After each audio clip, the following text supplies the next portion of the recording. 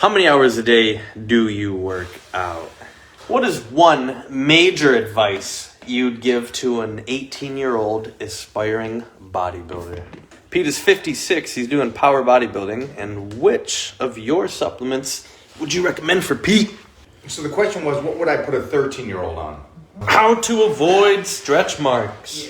How to break a fat loss plateau. How do we get our metabolism set up properly like Mo?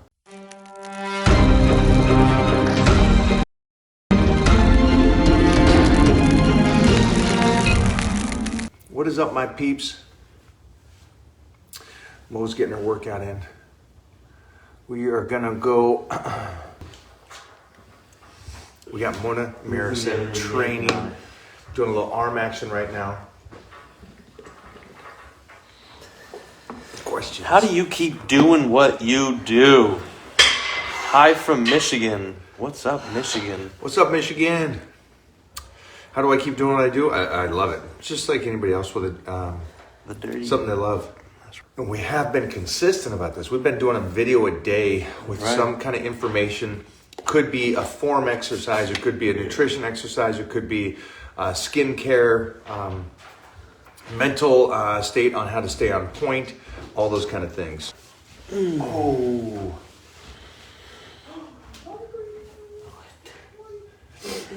What's up, James? Oh my God. How many hours a day do you work out? 2. And I guess the reason I like this is it kind of, what are you doing for your workouts? For the people that don't know what you're currently on. So we're doing the 30-day blitz. So for this month. It's just a crazy workout. Yeah. Don't give the, you know what, go to YouTube. For this month, we're doing 2 body parts a day. And you guys, everybody that's watching this, you guys know that you should never do 2 body parts a week longer than a month or 2 months. But you guys know that. That's not something I need to tell you. So two body parts a day.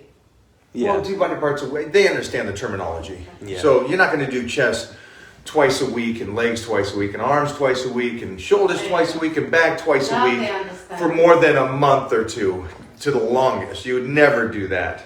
But you guys already know that. So that's nothing I'm telling you that you don't know. You guys know you only do that for a short period of time, and then you get off of that and go back to 1 body part. But as we're doing that right now, and then I don't clock my workouts. So workouts easily take an hour and a half, I think. Is that where it's at? We got done 5:30 this morning. Got there around 4. Almost. Yeah, it's about an hour and a half for workouts. Serge came at 4:30. A lot of them want to know what you're eating right now. 16 ounces of fish. What is one major advice you'd give to an 18-year-old aspiring bodybuilder? Eat perfect. Ooh. Eat perfect. Eat every 2 to 3 hours. Start getting those calories in. Put that size on with the food. Keep that mentally state that it's the food that's going to get you that size at 18 years old over the training. And then when it comes to the training, just be smart about it. Don't be a freak. And you'll pass up everybody just with that nutrition. For that 18-year-old and all the kids that are watching this, I fully understand because I was 8 years old, already a national powerlifter against men at 18 and 19. So I understand the point of wanting to train like a beast. But it was that I was so on point with the nutrition that set me up to win in life. Pete is 56. He's doing power bodybuilding. And which of your supplements would you recommend for Pete? Well, Pete is already on the joint support, I would assume.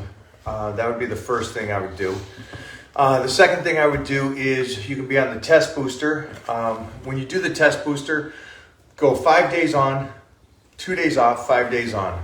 You're going to do that for 2 months and then take 2 weeks off. It's such a great product and boosts your body up.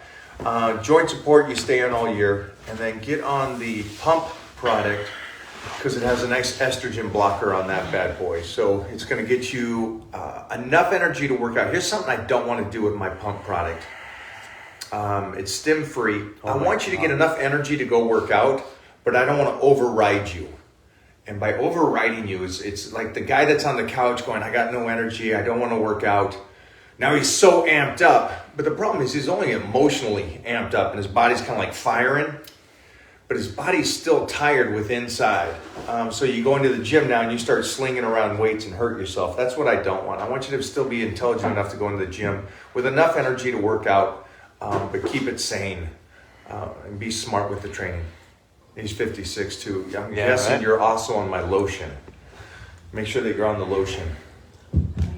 I know that's not supplementation in the sense, but as you get older, man, that skin's got to stay crisp and clean. It's got to stay clean, that skin. Serge, biggest takeaway you've gotten from working with Mike? Working out with Mike? If I was stronger, biggest takeaway is he's taking all my food. That's right. Yeah. Oh, yeah. Good. For me, guys, biggest takeaway is this right here. You see what I'm pointing to? Mm-hmm. That meal? That is the biggest takeaway, 100%. Timing of the meals, calories, efficiency, taking in the right foods, when to take it, you know? No, Serge didn't. He didn't learn that. If you guys don't have that down, you are missing out. So the question was, what would I put a 13-year-old on? And when I was 13, I was already training heavy. I won my first, I did my first Olympic lifting meet at 13. And then I did my first powerlifting meet at 14 and won. I would change it a bit. On a 13-year-old, I would do a lot more pause reps. I would do a lot more isolation work instead of the key lifts. Like with Titan, I already know for a fact I'm going to do a lot of pauses with Titan. And that way I don't have to raise up the weight so much because he's so strong at 13 or 14 or 15, but you worry about the bones finishing and the height. So I would do a lot of pauses with him. And then also he's going to be getting the secondary workouts of wrestling and stuff like that. It's really focus on that and not train him as much as I trained when I was 13, 14, 15. I think I definitely overtrained at 13, but 14, 15. they definitely have to eat. Like don't put him. Yeah, but he asked about training. Yeah. He just I'm assuming he knows at 13, 14 that just food is throw 10 times more important than training. So throw it in there. whoever the father was that asked about the 13-year-old, or if that was a 13-year-old, was that a parent? Yeah, food is. Go back to what Heath Evans and I talked about. Is that we were already eating peanut butter and jam sandwiches between classes. Yeah. Because remember, by 15 I was 275, so I was the same weight I am now at 15 years old. So that kind of gives you an idea how fast and how big they can get if you're feeding them right. Yeah. Who inspired you, Mike? Ooh. Besides Serge. Of course. What inspired me from the start probably was the magazines of looking at Arnold and stuff, and then also that's right. Being put into special ed because of reading issues. Kind of forced me to go, I want to be different. The question is, for a smaller man to put on size, I think, honestly, strength gain is for a smaller man, someone that's not muscular, but it's also for just anybody. It's such a brilliant plan. You know how you say, there's no perfect rep range or anything, but strength gains is probably one of the most incredible basic programs for anybody at any level to put on the most size you can possibly put on. And it's the safest. So I highly recommend strength gains. All right. All right, guys. Arm day for Mona today, as you could probably tell. I'm doing biceps and triceps. I'm almost done. And my last Step back a little bit. my last exercise. Why? Because you're intimidating me. Why you look so jacked? I don't look jacked. Jeez Louise. For maybe like 6 months, everybody was thinking that, jeez. Okay. Anyway. Oh my God. I'm almost Did you see done. that? Do it again. Do it again. Booyah. How to avoid stretch marks. Yeah. Well, that's the from first most thing. fans. What you want to do is make sure that as you're growing, that you're always using lotion.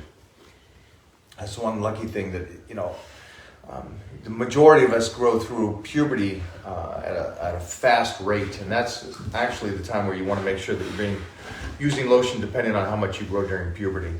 But from that point forward, just not getting overweight, not putting on incredible size. You'll notice that I have no stretch marks on the body, and that's because I never grew at a fast rate. Even though I did put 100 pounds on during puberty, but that's just during puberty. Your body's just naturally I had a baby growing. and I don't have any stretch marks. Yeah, and we lotioned up. So lotion. Yes. You guys know I have my lotion, and you can get that over at BPI, Michael HEARN. So make sure that you do that. Lotion up, man. Stretch marks is a pain in the butt, and it's tough to get rid of after you get them. So try to take care of that skin. Not eating before bed, it depends on if you've eaten right through the day. Let's say the person ate right through the day. Every couple hours, he fed the body what he needs to. He ate after his workouts and all that stuff. And then he stopped eating 2 to 3 hours before bed. He's basically just going to burn off the calories that he had for the day and go into the night sleep and burn some good fat through the night. What he might not get is a good night's sleep, though, because there's no nutrients repairing the body at night. So that's the downside. But there's good sides and bad sides to both. He burned off everything from the day, but he's not recovering so well at night compared to the guy that does eat right before bed, which I do all season long. So how come I ate last night right before I went to sleep and I was still hungry, and then I woke up super starving? Because you are in a deficit so much so right now, along with the workouts, the training, the 30-day blitz. So even if you do get all your meals in, even right before I bed, was starving, you're still going to be and starving. I was hungry when I got up. But you're in that stage mode. So it's like all of us, well, not these two, but for us right now going into that, it's such a difference for you. To the person that's out there just trying to make it through the day and stuff. Yeah. Eating right before bed is going to get you the best sleep. It's going to get you a good 8 hours of sleep, and your body's going to use those nutrients to rebuild the body. So this is the two sides about going to bed on an empty stomach relative to going to bed on a full stomach. Both have good things to them, and both have bad things to them. So, but in the off season, You got that? Mm-hmm. How often do you guys train together on the same program?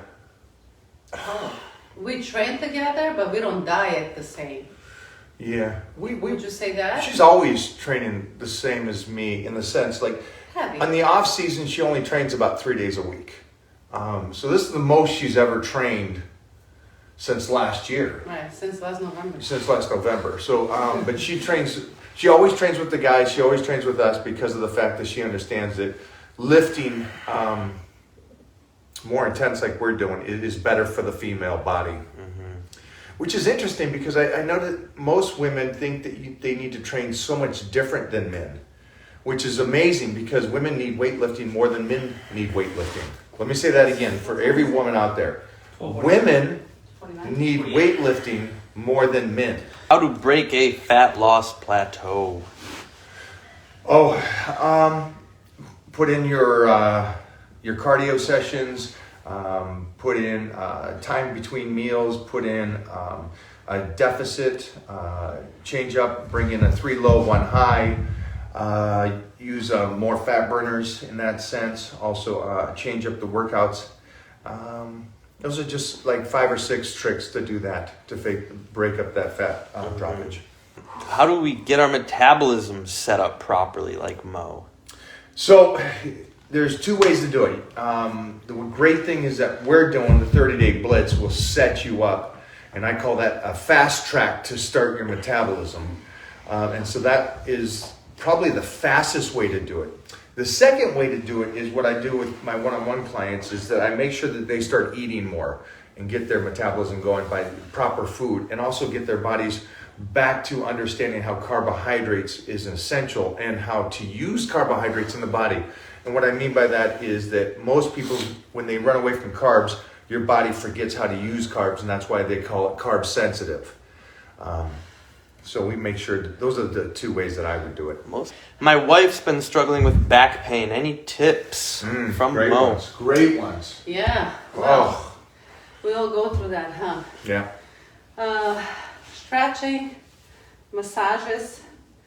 If she pulled anything, or if she You know, it takes time. Is it an age thing? Will you let us know how old she is and if she strained it, or if she's just it's more of a Deterioration? deterioration. You can't even say it. Deterioration. Could it be Yeah. that? Which here's something for everybody that's online right now. That will happen to everybody in Yep. time. So I would recommend 39. She's 39. So yeah, that's probably just a deterioration. Wow, that's my word of the day right there, folks. But with that being I said, mean, it happens. It happened to me. I worked out. I didn't feel like I pulled anything or I did anything wrong. And then the next morning I woke up and my back was really jacked. Like I couldn't get out of bed.